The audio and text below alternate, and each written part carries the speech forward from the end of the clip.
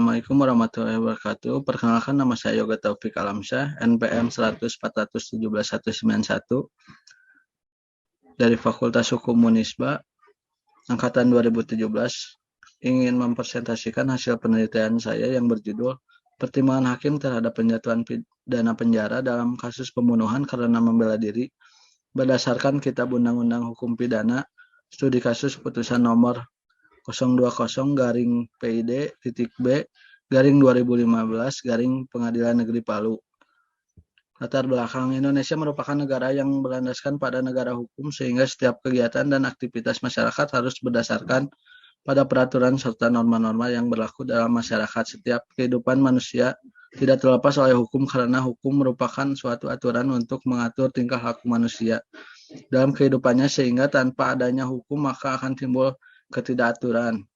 Tindak pidana dapat diartikan sebagai suatu perbuatan yang diancam hukuman atau sanksi.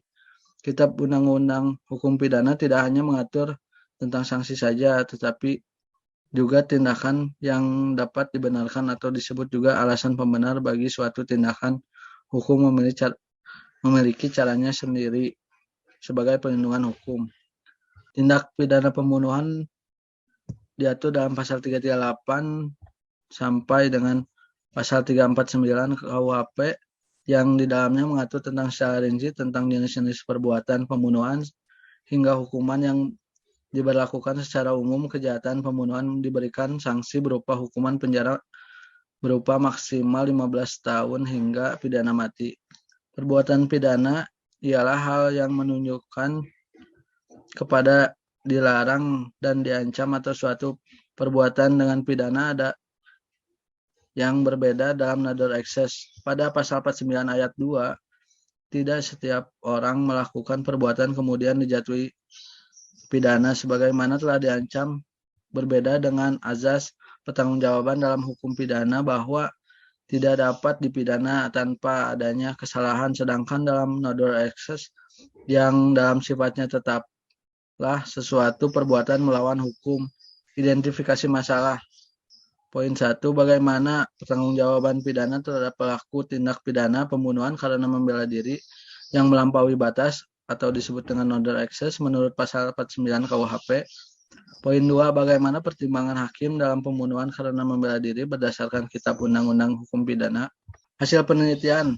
Poin A. Pertanggungjawaban pidana terhadap pelaku tindak pidana pembunuhan karena membela diri yang melampaui batas atau disebut dengan nador ekses menurut pasal 49 KUHP. Berdasarkan pasal 49 KUHP, seorang yang melakukan pembunuhan karena keadaan memaksa atau dikarenakan membela diri tidak dapat dipidana, maka putusan tersebut sudah menyalahi aturan yang terdapat dalam pasal 49 tersebut. Tetapi berdasarkan pemeriksaan saksi yang telah diungkapkan di muka persidangan dan berdasarkan keyakinan hakim, sanksi pasal 338 KUHP sudahlah sesuai dengan kaidah dan norma-norma yang berlaku di hukum positif Indonesia. B. Pertimbangan hakim dalam kasus pembunuhan karena membela diri berdasarkan Kitab Undang-Undang Hukum Pidana. Kitab Undang-Undang Hukum Pidana khususnya dalam pasal 338 KUHP bahwasanya seseorang dapat dikenakan pasal tersebut dikarenakan menghilangkan nyawa orang dengan sengaja. Tetapi pada kasus yang diteliti ini, berdasarkan hasil di permukaan sidang, terpidana melakukan pembunuhan. Hal tersebut tidak dengan sengaja, melainkan melakukan pembelaan diri. Nyawa terpidana terancam, sehingga menurut penulis, pertimbangan hakim menjatuhkan hukuman pasal 338 KUHP tidak sesuai dengan perbuatan yang dilakukan oleh pelaku. Namun pada pemeriksaan saksi-saksi di muka persidangan, perbuatan yang dilakukan oleh terpidana sudah memenuhi unsur pasal 338 KUHP. Kesimpulan, hukum positif dapat membahayakan keselamatan jiwa, harta benda, dan kehormatan baik pribadi maupun orang lain. Tidak dapat dipidana karena perbuatan yang dilakukan dalam rangka membela diri dalam keadaan terpaksa dapat menjadi suatu alasan penghapus. Di Indonesia, hukum tertulis mengacu pada pasal 49 KUHP yang menyatakan bahwa seseorang yang melakukan perbuatan dalam upaya melindungi diri dari ancaman pidana meskipun semua unsur pidananya telah terpenuhi, namun terhadap pelaku tetap dimintai pertanggungjawaban pidana karena telah merampas nyawa orang lain.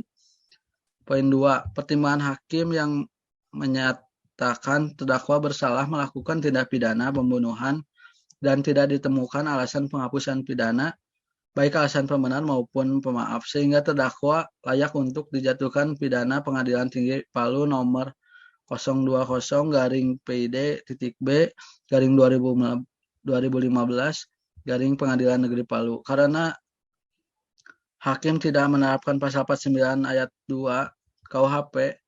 Namun hakim tentu memiliki pertimbangan tersendiri dan hakim memiliki hak penuh dalam penjatuhan putusan dalam proses peradilan pidana sebagaimana diatur dalam Undang-Undang Nomor 49 Tahun 2019 tentang Kekuasaan Kehakiman. Saran untuk kedepannya berharap pembentuk undang-undang lebih memberikan penjelasan terhadap rumusan pasal secara rinci agar lebih mudah dipahami oleh penegak hukum dan masyarakat sehingga makna dari pasal 49 KUHP tentang pembelaan diri dalam keadaan terpaksa dan batasan tentang membela diri yang mempengaruhi oleh goncangan jiwa yang hebat sebagaimana di dalam pasal 49 KUHP tersebut lebih mudah diterapkan dalam kasus pembelaan diri. Poin 2. Hakim dalam perkara ini seharusnya ketika menyatakan diri seorang terdakwa tidak ditemukan alasan penghapusan pidana, baik alasan pembenar maupun alasan pemaaf, alangkah baiknya juga dalam pertimbangannya apa yang menjadi pertimbangan yang dan keyakinan hakim menyatakan dalam diri terdakwa tidak ditemukan penghapusan pidana baik alasan pembenar maupun pemaaf sehingga putusan yang dihasilkan adalah putusan yang jelas dan terperinci. Sekian presentasi dari saya. Wassalamualaikum warahmatullahi wabarakatuh.